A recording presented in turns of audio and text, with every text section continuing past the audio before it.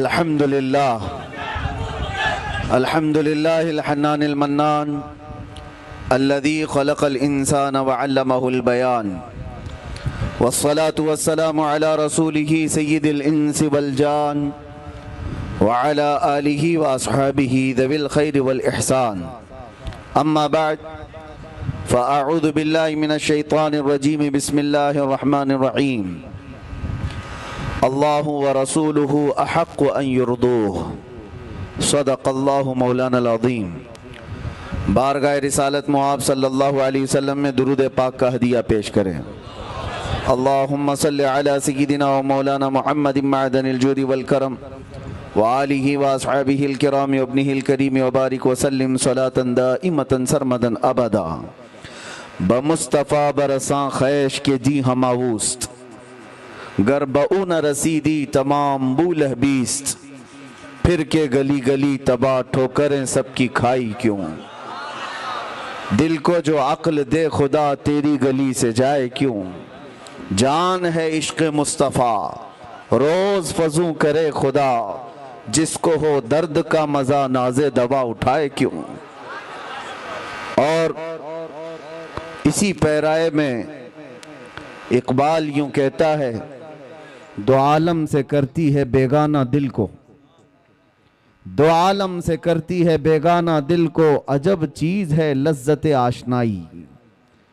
جس کو نبی پاک صلی اللہ تعالیٰ علیہ وسلم کی آشنائی کی لذت مل جاتی ہے وہ پھر وہ دو عالم سے لاپرواہ ہوتا ہے، اسے کسی کی فکر اور پرواہ نہیں ہوتی، کون کیا کہہ رہا ہے کون کیسے بھوک رہا ہے۔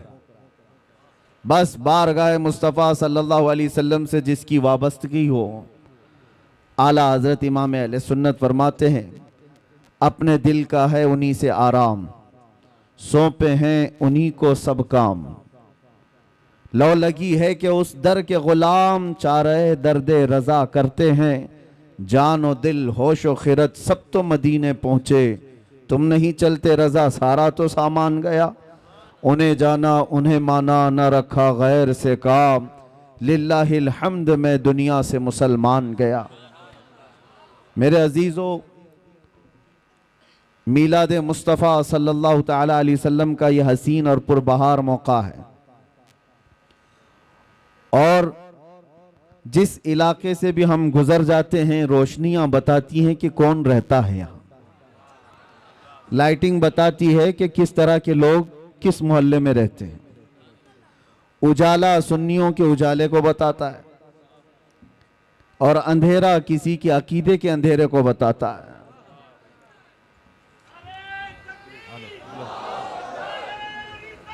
گلے گلزار برکاتیت حضور سیدی امان ملت تشریف لا رہے ہیں، آپ تمامی حضرات بغیر کسی دھکے کے اپنی اپنی جگہ پر کھڑے رہیں۔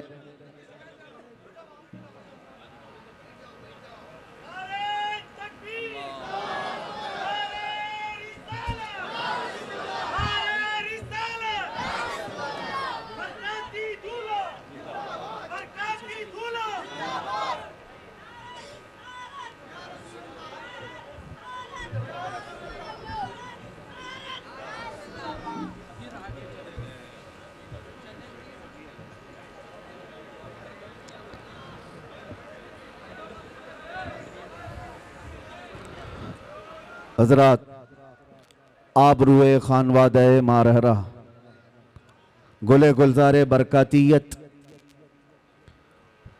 یادگار اسلاف حضور سیدی و سندی امان ملت، اس بزم کی رونق نہیں بلکہ جان بنے تشریف رکھتے ہیں، اور عرصی کیرے والوں کی خوش نصیبی ہے کہ اس عظیم خانوادے کے چشم و چراغ کو آپ نے اپنے ہاں مدعو کیا ہوا ہے، بلکہ حضرت نے یہاں پر قدم رنجہ فرمایا ہوا ہے، جن کے دربار کی نسبت حاصل کر کے وقت کا مجدد یوں کہتا تھا کیسے آقاؤں کا بندہ ہوں رضا، کیسے آقاؤں کا بندہ ہوں رضا، بول بالے میری سرکاروں کے۔ وہ ایک گنبد ہے جس کے نیچے 7 قطب آرام فرما ہے، اسی ماررہ مطہرہ کی خوشبوئیں لیے ہوئے کرناٹک کی سرزمین پر یہ سید زادہ تشریف لایا ہوا ہے، اور ہم دعا یہ کرتے ہیں اللہ کریم کی بارگاہ میں کہ ان سادات کا سایہ اہل کرناٹک پر ہمیشہ قائم و دائم رہے۔ ان کی آمد سے جو فیوز و برکات چلتے ہیں، ساتھ ہی عقیدے کی حفاظت بھی ہوتی ہے، اور ایک صراط مستقیم پر چلنے کا حوصلہ عام سنی نوجوان کو ملتا ہے انہی چہروں سے۔ اللہ تبارک و تعالی اقبال بلند فرمائے۔ اور آج کی محفل کی بڑی عظیم رونق تھے حضور سیدی و سندی مرشدی امین ملت ادام اللہ فیوزہ، لیکن حضرت کی طبیعت کی علالت کی وجہ سے، ناساز ہونے کی وجہ سے حضرت تشریف نہیں لائے، اور انشاءاللہ ہم امید کرتے ہیں کہ بہت جلدی اس علاقے میں حضرت کو ہم دیکھیں گے انشاءاللہ۔ میلاد مبارکہ کا پربہار موسم ہے، ربیع الاول شریف، یہ جلسے جلوس کا مہینہ ہم سنیوں کے درمیان کہلاتا ہے، اور میرے عزیزو یہ قسمت کی بات ہے۔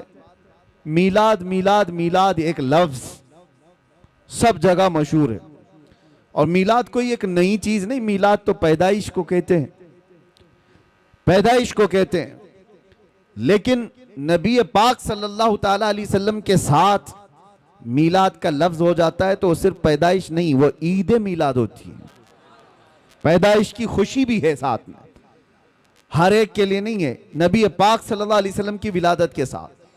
مجھے آپ یہ بتاؤ، جو اس موسم میں کیڑے مکوڑے باہر نکل کر کے میلاد پر شرک اور بدعت کے فتوے لگاتے رہتے ہیں، ان سے پوچھو ہوتا کیا ہے میلاد میں؟ ذکر رسول پاک ہی تو ہے، نبی پاک صلی اللہ تعالیٰ علیہ وسلم کا ذکر کرنا، اس کے لیے تمہارے باپ داداؤں سے پرمیشن لینے کی ضرورت ہے؟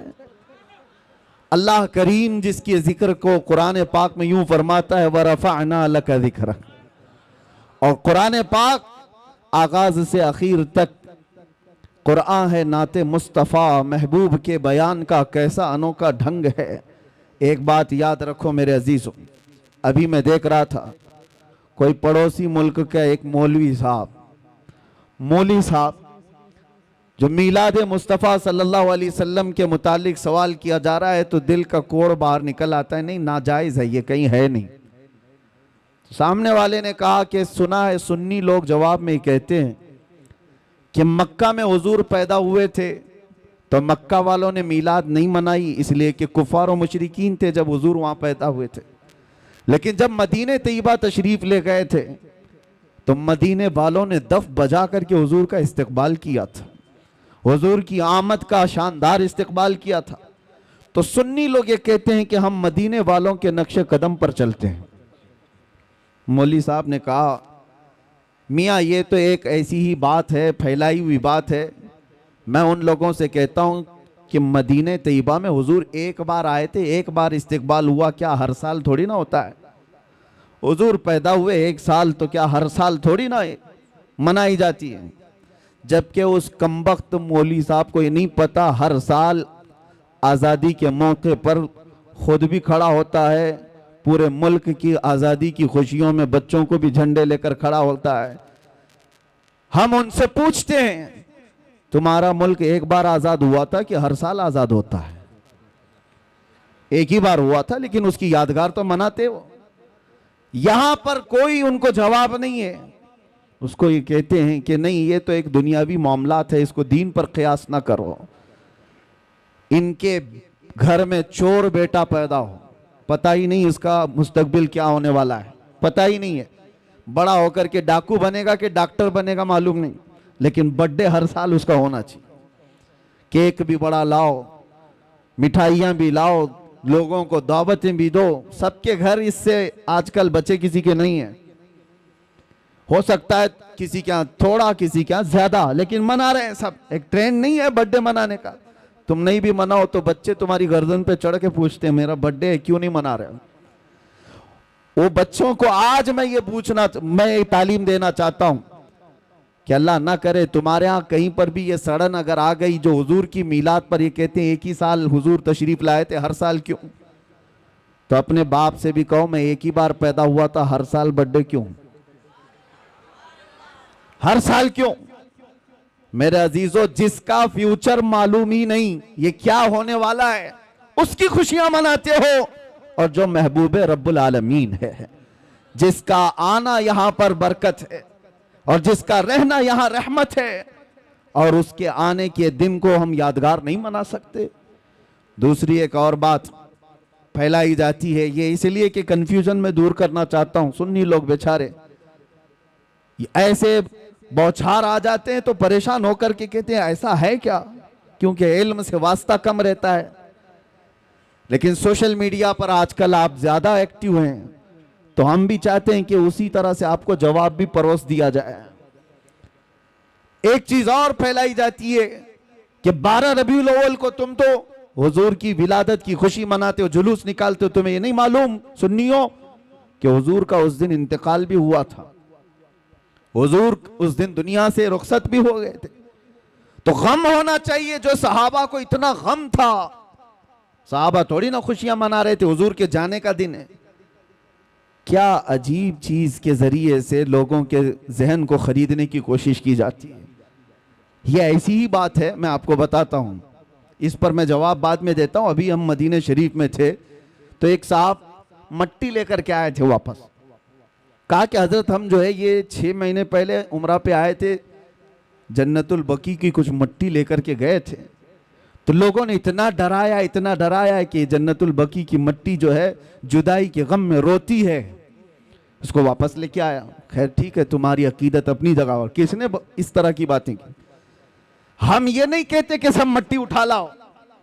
کسی نے کہا مدینے کی مٹی وہ اپنی نسبت کے لیے احترام کے طور پر اس کا اپنا معاملہ ہے، اٹھایا تو اٹھایا، لایا تو لایا، لیکن بہکانے والے نے اس کو کس انداز سے بہکایا؟ ایسے کہ جدائی کے غم میں روتی ہے، واپس لے جا۔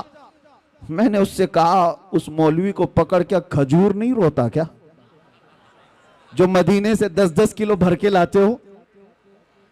مدینے کے درختوں میں کھجور بھی تو ہے، توڑ کے لاتے ہو، زمزم نہیں روتا کیا؟ وہاں کے کنویں سے اٹھا کر کے لاتے ہو۔ کس طرح کی اس طرح مینوپولیٹ کر کے لوگوں کے دماغ کو۔ امام اعمش ایک بہت بڑے بزرگ ہیں، ان کے پاس ایک صاحب آئے تھے اور انہوں نے کہا تھا ایسا ہی سوال امام اعمش کے پاس، کہا کہ حضور میں مسجد میں سجدہ کر کے جاتا ہوں، کنکریاں پیشانی پر لگ جاتی ہیں، میں گھر پر جاتا ہوں جھاڑتا ہوں، تو کچھ لوگوں نے کہا مسجد کی جو کنکریاں پیشانی پر لگتی ہیں وہ اگر گھر میں جا کر جھاڑو گے تو وہ چیختی ہیں، چلاتی ہیں کہ مسجد سے مجھے اٹھا کر تم باہر لے آئے۔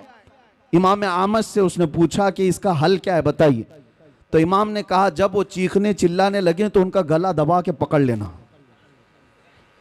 جب وہ کنکریاں چیخنے چلانے لگے تو ان کا گلا دبا لینا۔ اس نے کہا کہ حضور یہ بھی کیا جواب ہے، کیا کنکریوں کا گلا ہوتا ہے؟ آپ نے کہا گلا نہیں ہوتا تو چلاتی کہاں سے؟ وہ بڑے امام تھے، بڑے بزرگ تھے، وہ اس طرح کے جواب دیتے تھے۔ یہ جو آج پھیلایا گیا ہے، ہاں حضور کی ولادت بھی ہوئی تھی، حضور کا وصال بھی ہوا تھا 12 ربیع الاول کو، لیکن فرق یہ ہے میرے عزیزوں، نبی پاک صلی اللہ تعالی علیہ وسلم کے جانے کے غم کے بارے میں تم کہتے ہو۔ ہم دونوں چیزوں کو رکھ کر کے دیکھتے ہیں، تمہارے اوپر حضور کے جانے کا غم غالب کیوں ہے؟ حضور پاک صلی اللہ تعالی علیہ وسلم کی آمد کی خوشی کیوں نہیں ہے؟ ایک قرآن کی آیت سے میں بتاتا ہوں۔ اس امت پر اللہ تبارک و تعالی ویسے عذابات نازل نہیں کرتا جیسے پچھلی امتوں پر آتے تھے۔ پچھلی امتیں جب گناہ کرتی تھی، کچھ بندر بن گئے، کچھ خنزیر بن گئے، کسی پر نوکیلے پتھروں کا عذاب آیا، رب تعالیٰ فرماتا وَأَمْطَرْنَا عَلَيْهِمْ حِجَارَةً مِّن سِجِّيلٍ مَّنضُودٍ، ہم نے ان پر نوکیلے پتھروں کی بارش کر دی۔ فَجَعَلْنَا عَالِيَهَا سَافِلَهَا، اوپر والے حصے کو پلٹ کر نیچے کر دیا ہے، اور کبھی کسی کو تیز ہوائیں بھیج کر کھوپڑیاں اڑ گئی ہیں، لوگوں کے بھیجے کانوں سے نکل گئے۔ ایسے طوفان نوح کے عذاب آئے، کیوں آتے تھے؟ ان کے کچھ گناہ تھے، ان امتوں کی کچھ نافرمانیاں ہوتی تھی، گناہوں کی وجہ سے عذابات آتے تھے۔ لیکن میں پوچھتا ہوں میرے عزیزوں، کیا وہ گناہ اس امت میں نہیں ہوتے؟ کیا یہ امت وہ گناہ نہیں کرتی؟ شعیب علیہ السلام کی قوم پر صرف اس لیے عذاب آیا تھا کہ وہ ناپ تول میں کمی کرتے تھے. یہاں تو پتہ نہیں ہر چوتھا پانچواں دکاندار وہی کر رہا ہوگا. ناپ تول میں کمی ایک بہت بڑا گناہ تھا جس کی وجہ سے اللہ کا عذاب آیا، اور وہ نبی کی نافرمانی بھی کرتے تھے. نوح علیہ السلام کی قوم اپنے نبی کو بشر کہتی تھی. یہاں پر بھی ہیں وہ اپنے نبی کو بشر. بشر کا مطلب عام آدمی کی طرح کہتے تھے. بشر تو ہے ہی، عام آدمی کی طرح سمجھتے. اللہ کا عذاب آیا. لیکن اس قوم میں وہ سارے گناہ ہیں. زنا بھی ہے، چوری بھی ہے، ڈکیتی بھی ہے، ناپ تول میں کمی بھی ہے، نافرمانیاں ہے، شرک ہے، کفر ہے. عذابات کیوں نہیں آتے؟ اس کا جواب خود رب ذوالجلال قرآن میں فرماتا ہے وَمَا كَانَ اللَّهُ لِيُعَذِّبَهُمْ وَأَنْتَ فِيهِمْ. اللہ تعالیٰ اس امت پر ویسا عذاب نازل نہیں کرے گا اس لیے کہ ان کے بیچ میں میرا محبوب جلوہ گر ہے. اب یہ آیت توجہ چاہتا ہوں، اللہ نے کیا فرمایا؟ وَأَنْتَ فِيهِمْ. اے رسول آپ ان کے بیچ میں ہیں، آپ ان کے بیچ میں ہیں، اس لیے اللہ کا عذاب نہیں آتا. قرآن سے پوچھو کیا وہ 63 سال ہی عذاب نہیں آیا تھا یا اب تک نہیں آ رہا ہے؟ حضور جب روئے زمین پر تھے 63 سالہ ظاہری زندگی، اس وقت بھی عذابات نہیں آئے. 1400 سال گزر گئے، اب بھی وہ عذابات نہیں آتے، بلکہ قیامت تک ویسے عذابات نہیں آئیں گے. قرآن کا مطلب یہ ہے کہ اے محبوب ان کے بیچ میں ہو آپ، تو اس کا مطلب صرف 63 سال نہیں، قیامت تک میرا محبوب ان کے بیچ میں جلوہ گر ہے. تو تم کہاں سے یہ چیز لے کر کے آ گئے کہ حضور پاک صلی اللہ تعالیٰ علیہ وسلم کے جانے کا غم؟ میرے عزیزو، حضور ہمارے درمیان موجود ہیں. ایک بزرگ کی بات مجھے یاد آتی ہے. مدینے کے بڑے عاشق تھے، مدینے سے جانا نہیں چاہتے تھے. حضور پاک صلی اللہ تعالیٰ علیہ وسلم کے دربار میں حاضری دی، اور جب جانے کا وقت آیا تو رونے لگ گئے. کہا کیا آقا کے دربار میں جو مہمان آتا ہے اسے واپس بھیج دیا جاتا ہے جس کو جانے کی تمنا نہ ہو؟ روتے روتے سو گئے. میرے آقا صلی اللہ علیہ وسلم خواب میں تشریف لائے. اس بزرگ کے کہا کہ جس کا عقیدہ یہ ہے کہ میں صرف مدینے میں رہتا ہوں تو وہ مدینے میں ہی رہ جائے.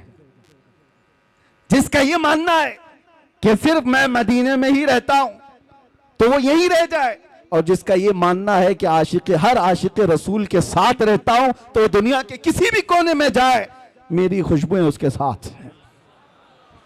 عزیزان گرام وقار، ہم سب سنیوں کا یہ عقیدہ ہے کہ ہم جو میلاد پاک صلی اللہ تعالیٰ علیہ وسلم مناتے ہیں اس میں موت کا ذکر چھیڑ کر کے، حضور پاک کے انتقال کی خبر ملا کر کے سنیوں کو ورغلانے کی کوشش کی جاتی ہے.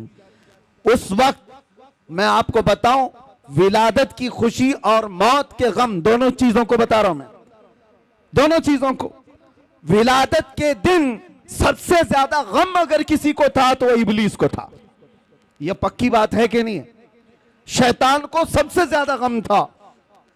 اور یہ صاحب کچھ لوگ اعتراضات کرتے ہوئے یہ کہتے ہیں کہ میلاد کے بارے میں ہم لوگوں پر اعتراض کرتے ہو کہ ہم شیطان کے چیلے ہیں، ہم میلاد نہیں مناتے. اور ابلیس لعین کو حضور پاک صلی اللہ علیہ وسلم کے جانے کی خوشی ہوئی تھی اور تم لوگ اس دن خوشیاں مناتے ہو. ابلیس اس دن خوشیاں منا رہا تھا کہ حضور انتقال کر گئے. جھوٹے ہو، جھوٹ بولتے ہو.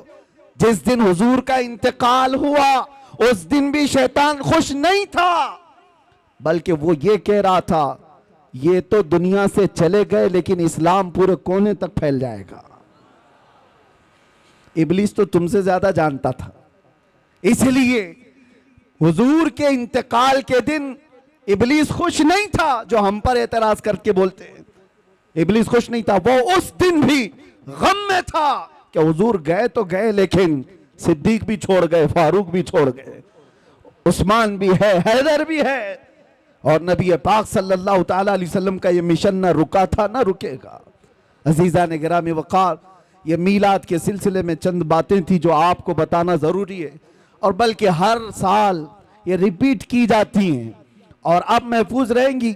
اگلا سال پھر آئے گا، پھر آپ یہ چیزیں سن لینا.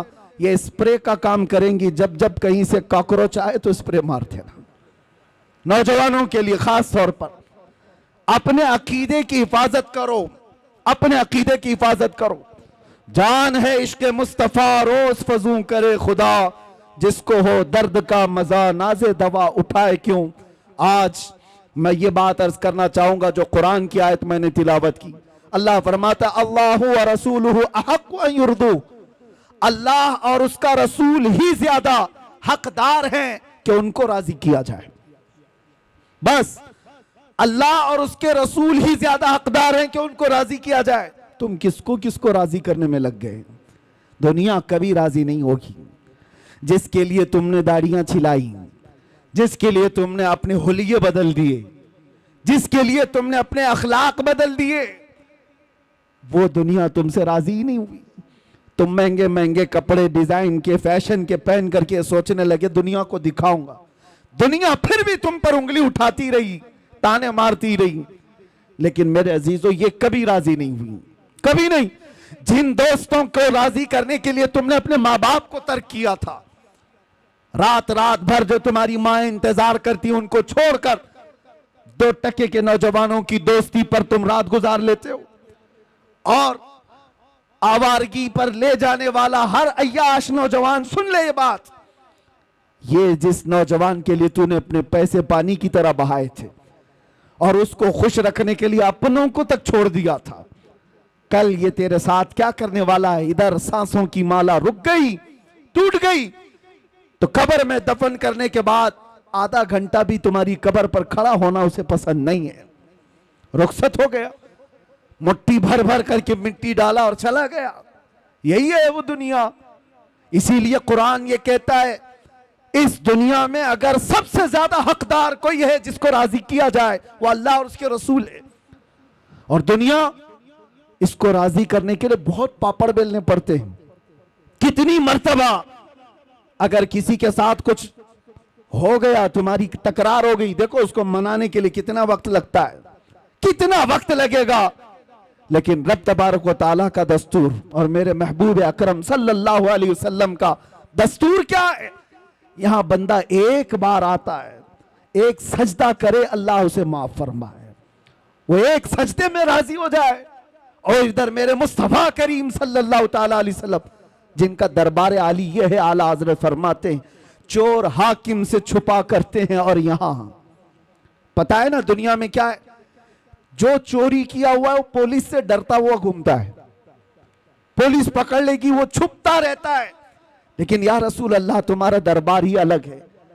چور حاکم سے چھپا کرتے ہیں، اور یہاں تیرے دامن میں چھپے چور انوکھا تیرا، کر کے تمہارے گناہ مانگے تمہاری پناہ، اور تم کہو دامن میں آ، تم پہ کروڑوں درود۔ یہ بارگاہ مصطفیٰ کریم صلی اللہ علیہ وسلم کا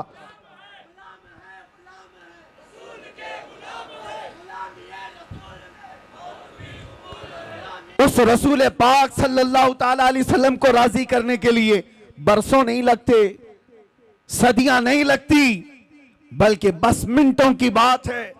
ادھر تمہارے دل سے آہ نکلی، ادھر وہ میرے مصطفیٰ کریم صلی اللہ علیہ وسلم کی طرف سے دعائی آ گئی۔ آپ کو میں بتاؤں، حضرت ابو حفص سمرقندی فرماتے ہیں مکہ مکرمہ میں ایک شخص کا انتقال ہو گیا تھا، اور مرتے ہی اس کا چہرہ گدھے کی شکل کا بن گیا، چہرہ بدل گیا تھا۔ ایک ہی بیٹا تھا، دیکھا میت کو ڈر گیا کہ میت کو دکھائیں تو کیسے دکھائیں لوگوں کو، بدنامی کتنی ہوگی، رسوائی کتنی ہوگی۔ اس نے کیا کیا؟ گھر کے سارے دروازے بند کر دیے، اور عورتوں سے گھر والوں سے کہا کہ گھر کے اندر ہی گڑھا کھود کر ہم اسے دفن کر دیں گے، یہیں دفن کر دیں گے میرے باپ کو۔ چہرہ جانور کی طرح دکھ رہا ہے، وہ رو رہا تھا، غم میں تھا۔ اسی اسنا میں اس کے گھر کا ایک دروازہ کھلا، ایک بزرگ گھر کے اندر آئے، چہرے پر چادر پڑی ہوئی تھی۔ وہ سیدھے گئے اور اس میت کے پاس کھڑے ہو کر اس کی چادر ہٹائی اور اپنا چہرہ، اپنا ہاتھ اس کے چہرے پر رکھا۔ تھوڑی دیر کے بعد چادر ڈھاک دی، واپس پلٹ آئے، اس نوجوان کے پاس آئے۔ وہ بزرگ پوچھنے لگے کیا بات ہے، غم کیوں کر رہا ہے، روتا کیوں ہے؟ اس نوجوان نے کہا میں تو جانتا نہیں آپ کہاں سے آ گئے، لیکن دیکھو آپ میرے باپ کی حالت کیا ہو گئی، مرنے کے بعد اس کا چہرہ بدل گیا، کس طرح سے میں لوگوں کو اپنے باپ کا چہرہ دکھاؤں گا؟ میں کیسے اس کا غسل کفن دفن کروں گا، میں اسی غم میں رو رہا ہوں۔ آنے والے بزرگ نے کہا جا دیکھ تو صحیح تیرے باپ کا چہرہ سلامت تو ہے، کچھ نہیں ہوا ہے۔ وہ نوجوان کھڑا ہوا، جا کر کے دیکھتا ہے چہرہ، اللہ اکبر۔ اب وہ کہتا ہے میرے باپ کا چہرہ 14ویں کے چاند کی طرح چمک رہا تھا، حسین و جمیل چہرہ تھا۔ وہ خوشی کے آنسو رونے لگ گیا، اور یہ بزرگ جا رہے تھے، ان کو پکڑ لیا اور پوچھا آپ کون ہیں؟ فرشتے ہیں اللہ کے، آپ تو میرے گھر پر رحمت بن کر کے آئے، کون ہیں آپ جو میری مدد کے لیے آئے؟ چہرے سے چادر ہٹی، آنے والے بزرگ نے کہا انا محمد رسول اللہ، میں محمد اللہ کا رسول ہوں۔ اور پھر فرمایا تیرے باپ کا ایک گناہ ایسا تھا جس سے مولا غضبناک تھا، رب تبارک و تعالیٰ کا غضب تھا، اور اس کا چہرہ بدل دیا گیا تھا۔ لیکن سنو میرے عزیزوں، اس واقعے کو بیان کرنے کا مقصد کیا ہے؟ میں عرض کرتا ہوں، اس لڑکے نے پوچھا میرے باپ نے ایسا کیا کیا تھا، ایسا کیا کیا تھا جس کی وجہ سے چہرہ بدل گیا؟ سنو تاجدار کائنات کے اس غیرت مند رسول کی بات کو سنو۔ میرے آقا فرماتے ہیں باپ کے گناہ میں بیٹوں کے سامنے نہیں عیاں کرتا۔ باپ کیا کرتا تھا بیٹوں کو بتانا یہ میری عادت نہیں، لیکن ایک بات بتاتا ہوں، تیرے باپ کی اچھائیاں بھی تھی، برائی کیا تھی یہ نہیں بتایا، اچھائی کیا تھی وہ بتاتا ہوں۔ فرماتے ہیں تیرے باپ کی ایک اچھائی یہ تھی کہ یہ اس وقت تک رات میں بستر پہ سوتا نہیں تھا جب تک کہ 100 مرتبہ مجھ پر درود نہیں پڑتا تھا۔ یہ تیرے باپ کی اچھائی تھی۔ اور جب اس کا انتقال ہوا، اس کے کچھ گناہوں کی وجہ سے رب تعالیٰ کا غضب تو ہوا، لیکن جو فرشتہ اس کا درود مجھ تک پہنچاتا تھا اس فرشتے نے مجھے خبر کی۔ میں مدینے سے اسی وقت یہاں آیا، دیکھا تیرے باپ کا چہرہ صحیح میں بدلا ہوا تھا، لیکن میں نے ہاتھ رکھا چہرے پر، عرض کی مولا سے اے رب العالمین جو چہرہ مجھ پر روزانہ درود پڑتا ہے اگر وہی بدل گیا تو دنیا کیا کہے گی؟ رب تعالیٰ نے فرمایا حبیب آپ اپنا ہاتھ اٹھاؤ، اب موجود جتنے لوگ ہیں ان سب سے زیادہ خوبصورت اس کو بنایا جائے گا۔ آتا ہے فقیروں پہ انہیں پیار کچھ ایسا، خود بھیک دیں اور خود کہیں منگتے کا بھلا ہو۔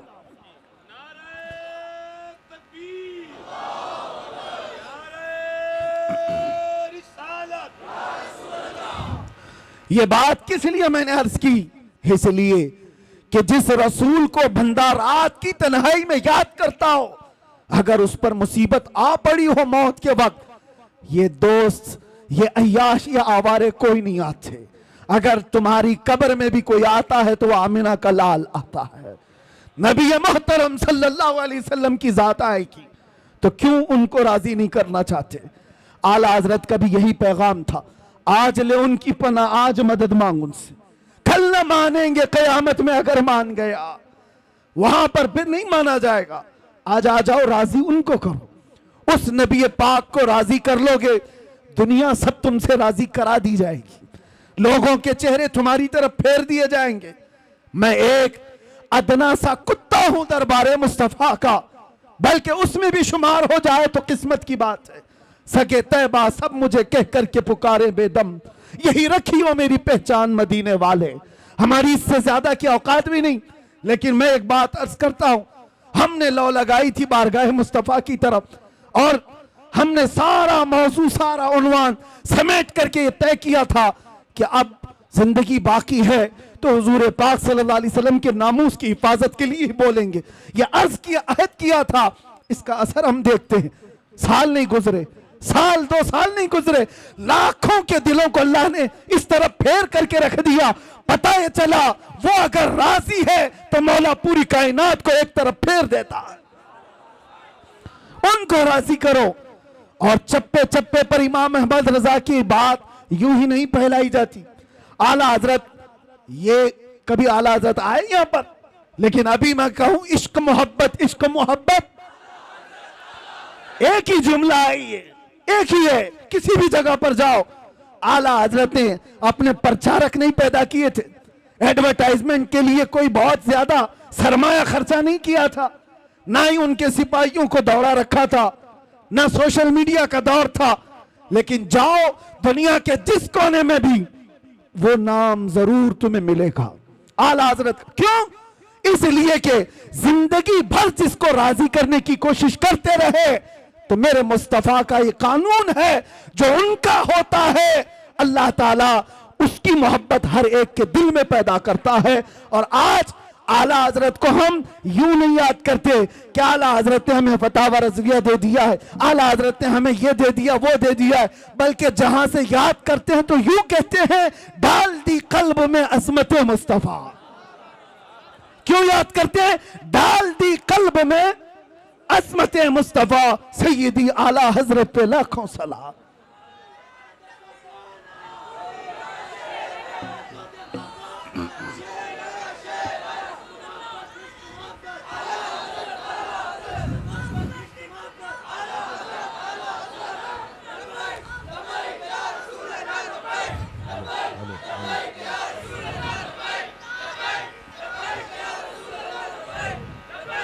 آپ کو میں یہ بات بتا دوں, نبی پاک صلی اللہ تعالیٰ علیہ وسلم کو راضی کرنے والا پھر وہ دنیا کی پرواہ نہیں کرتا دنیا اسے کیا کہہ رہی ہے کیا نہیں کہہ رہی.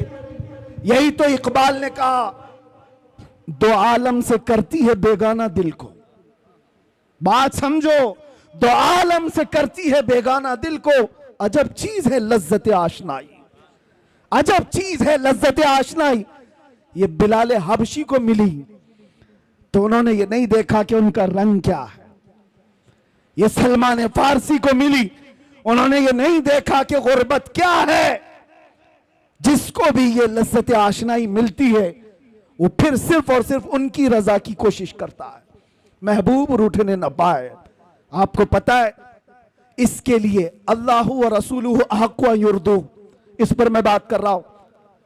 ہجرت کا موقع ہے, مشہور واقعہ آپ کو پتا ہے, غار ثور میں میرے آقا صلی اللہ علیہ وسلم صدیق اکبر کے ساتھ ہے. ایک سانپ حضرت ابو بکر صدیق کے پاؤں میں کاٹ رہا تھا, واقعہ پتا ہے. اور اس کے بعد زہر چڑھ بھی گیا. نبی پاک صلی اللہ تعالیٰ علیہ وسلم وہاں موجود ہیں غار میں. سانپ سے کٹوانا آسان بات نہیں ہے. ارے میاں اگر کاٹا بھی چپ جائے تو ہمارا جسم بے اختیاری میں ہل جاتا ہے. آپ کو ہلانے کی ضرورت نہیں, چلتے چلتے اگر کنکری چپ گئی تو آپ خود بخود ہل جاؤ گے, بیلنس بگڑ جائے گا. آپ کے اندر اختیار نہیں ہے کہ چاہ کر کے ہلوں گا, نہیں, بے اختیار ہل جاتے ہو. کانٹا بھی چبھے, سانپ کاٹ رہا ہو, زہر چڑھ رہا ہو, لیکن صدیق اکبر کے جسم میں جنبش بھی نہیں آتی, حرکت بھی نہیں آتی. وجہ کیا ہے؟ نبی پاک صلی اللہ علیہ وسلم ان کے زانوں پر سر رکھ کر آرام کر رہے. رسول کو راضی رکھنا ہے, خلل نہ ہو. اور ادھر یہ سانپ, آپ آج بھی تحقیق کر کے معلوم کر لو, سانپ کا زہر ایسا ہے کہ آدھے گھنٹے میں آدمی مر سکتا ہے. کچھ سانپ ایسے ہیں آدھے گھنٹے میں آدمی مر سکتا ہے. صدیق اکبر کو جو سانپ کاٹ رہا تھا وہ برسوں پرانا سانپ, زہر چڑھ چکا ہے, لیکن آپ کے جسم میں حرکت نہیں, آپ پاؤں تک ہلانا نہیں چاہتے.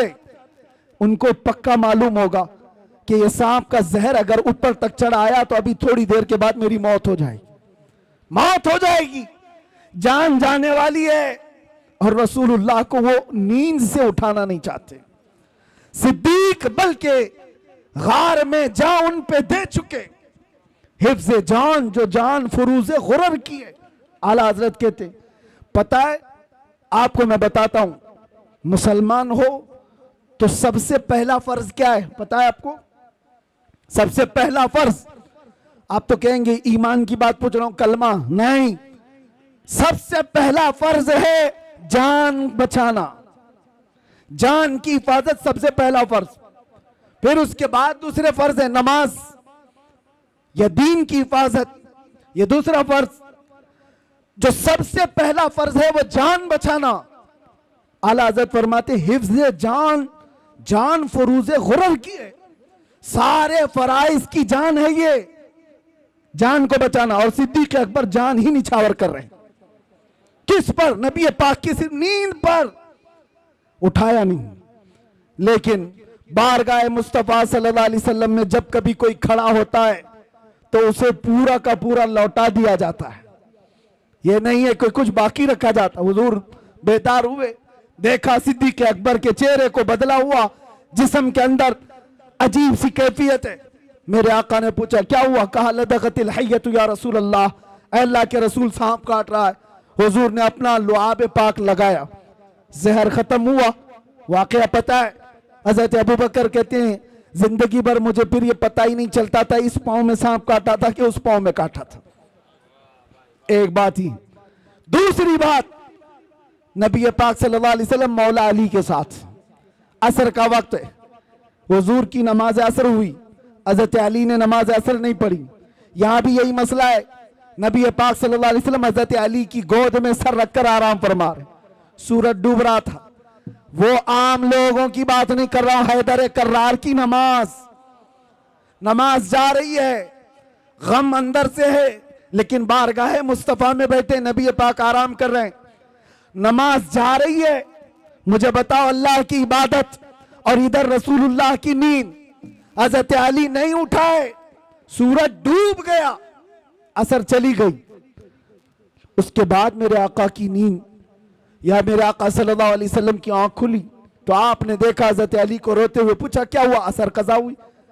حضور پاک نے ان کے لیے بھی کیا کیا؟ اشارہ کیا, ڈوبے ہوئے سورج کو پلٹایا. واقعہ پتہ ہے, عصر کی نماز حضرت علی کی ادا ہو گئی. دو چیزیں میں نے آپ کے سامنے رکھا. ایک صدیق اکبر, جن کو چاہیے تھا جان بچانا جو سب سے پہلا فرض ہے وہ نچھاور کر دیا, اور حضرت علی کو جو دوسرا فرض ہے نماز کی حفاظت وہ بھی چھوڑ دیا. کس کے لیے؟ رسول اللہ کے لیے. کس کے لیے؟ نبی پاک کی نیند کے لیے. ایک جان قربان کر رہا ہے اور ایک نماز قربان کر رہا ہے. اعلیٰ حضرت اب اس پر کیا کہتے ہیں سنو. صدیق بلکہ غار میں جا ان پہ دے چکے, حفظ جان جو جان فروز غرر کی ہے, مولا علی نے واری تیری نیند پر نماز, وہ بھی نماز عصر جو اعلیٰ خطر کی ہے. تو نے پھیر دی انہیں نماز, تو نے پھیر دی انہیں جان اور ان کی نماز. یا رسول اللہ تو نے پھیر دی ان کی جان اور انہیں نماز, پر وہ تو کر چکے جو کرنی بشر کی ہے. اب کیا ثابت ہوتا ہے؟ ثابت ہوا جملہ فرائض فرو ہیں. جتنے فرض ہیں یہ سب برانچ ہیں. فرع کا مطلب سمجھتے ہو؟ فرع کس کو کہتے ہیں؟ برانچ کو, شاخ کو. اصل اور فرع دو چیزیں.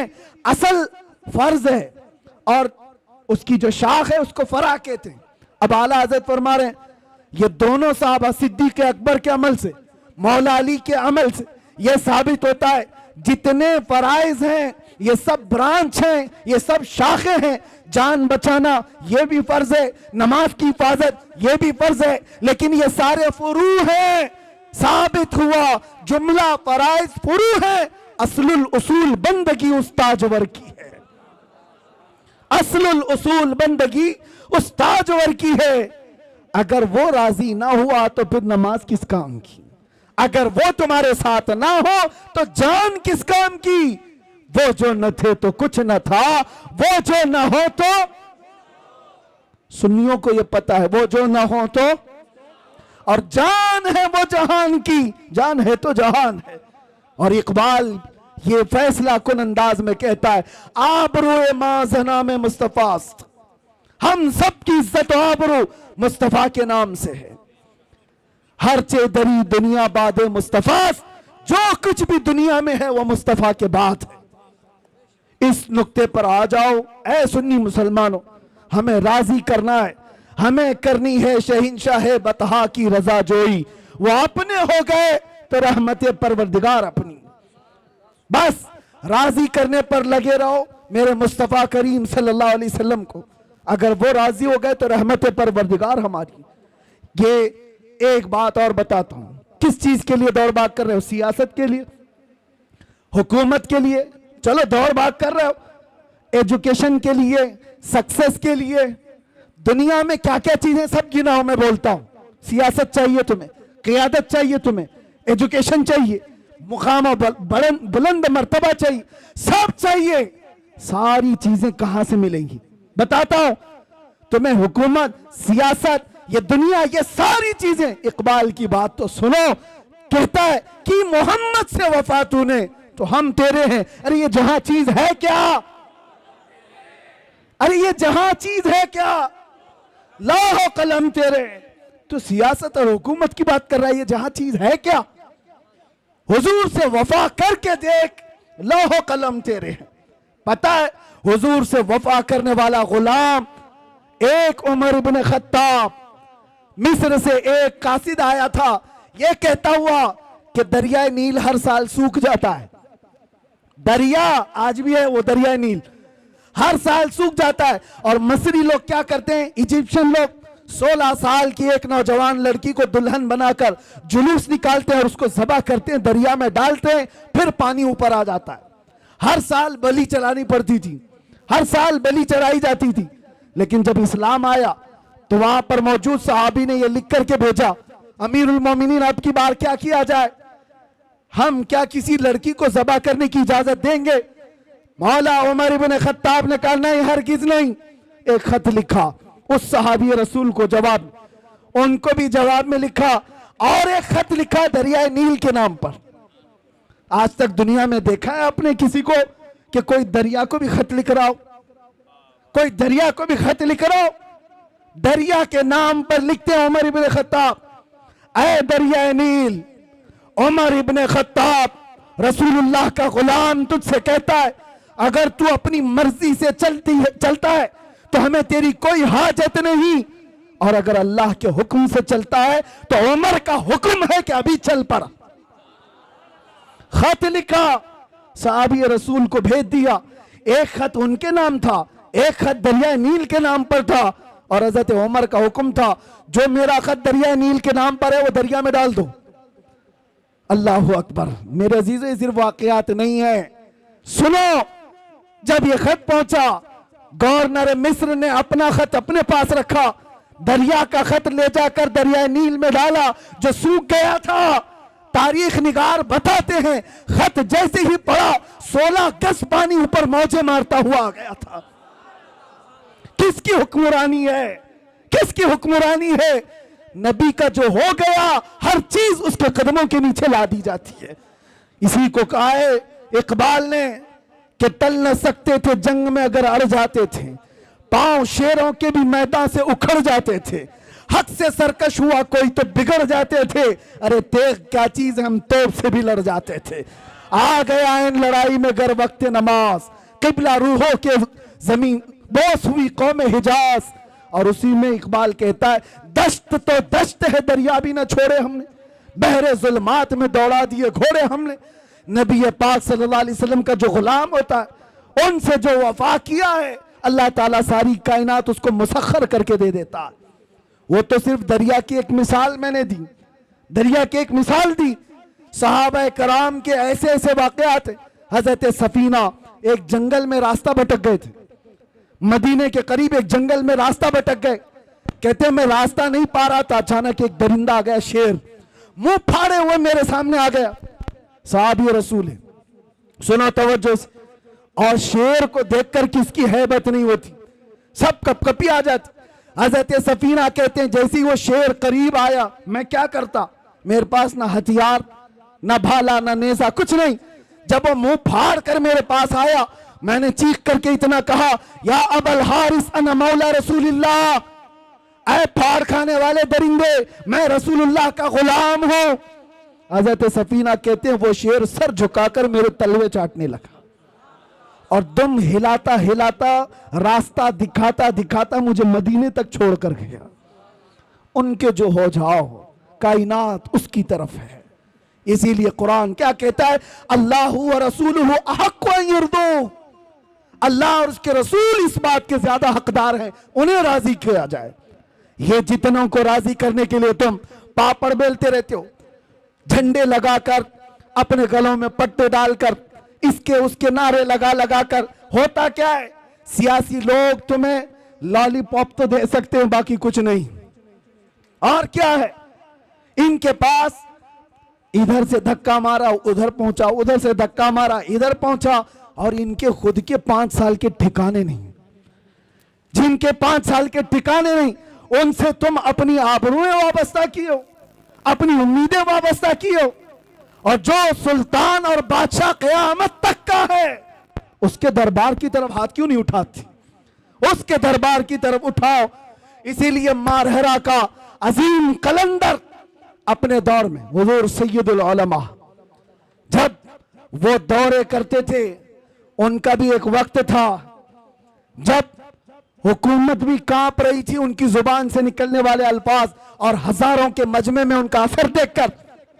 और उस जमाने में हुकूमत एक डिक्टेटरशिप की तरह थी। लेडी प्राइम मिनिस्टर, उनकी तरफ से सुना गया कि कहा गया, मियां सैयद मियां आप राज्यसभा की कुर्सी ले लीजिए, आप भी पार्लियामेंट के मेंबर बन जाइए। तो आप सैयद मियां रहमतुल्लाह अलैह ने फरमाया था, जिसके पास आयतल कुर्सी हो उसे तेरी कुर्सी की जरूरत नहीं।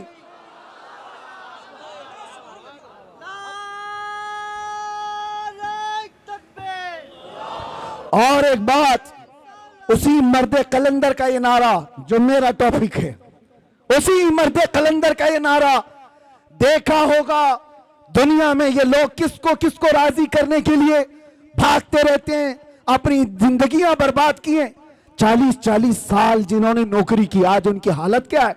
जेलों में बंद पड़े हुए, उनको पूछने वाला कोई नहीं, और झंडे उठाकर घूमते थे और आज जेलों में बंद पड़ो।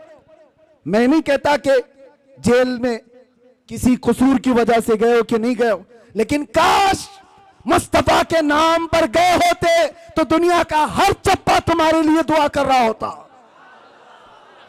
तुम तो किसी पार्टी की नौकरी करके गए, किसी पार्टी की नौकरी करते गए, अपनी जिंदगी के बेशबहा वक्त किसी की धोती उठाने में, किसी की साड़ी उठाने में। इनका हाल यही है, इनके साथ बैठा, इनको राजी किया, उनके साथ बैठा, उनको राजी किया, इलेक्शन में इसकी सीट ज्यादा आ गई, दर बदल लिया। ये सब करने वालों के अंजाम क्या होते? इसीलिए सैयद मियां का ये नारा सुनो, ये सारे हालात देखकर मारेरा मुतहरा के मर्द कलंदर का ये नारा था, किसी की जय विजय क्यों पुकारें, क्या गरज हमको, हमें काफी है सैयद अपना नारा या रसूल अल्लाह।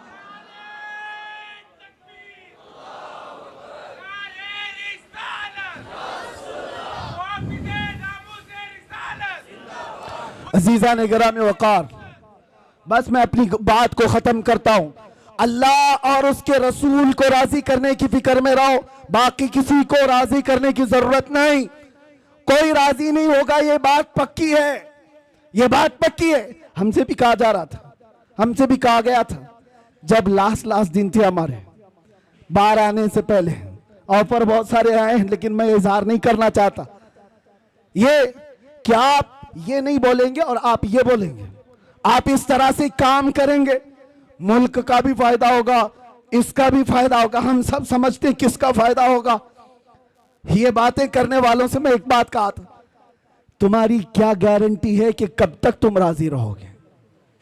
कब तक तुम राजी रहोगे?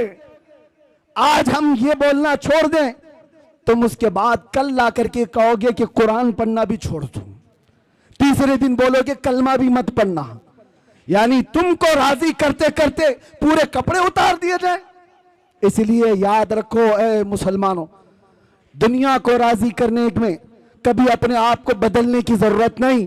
अल्लाह और उसके रसूल को राजी करने में अपना वक्त लगाओ, और अल्लाह ताला ऐसा मुकाम बनाता है, ऐसा मुकाम बनाता है कि तुम मर के भी चले जाओगे, नाम अल्लाह मिटने नहीं देता, नाम मिटने नहीं देता।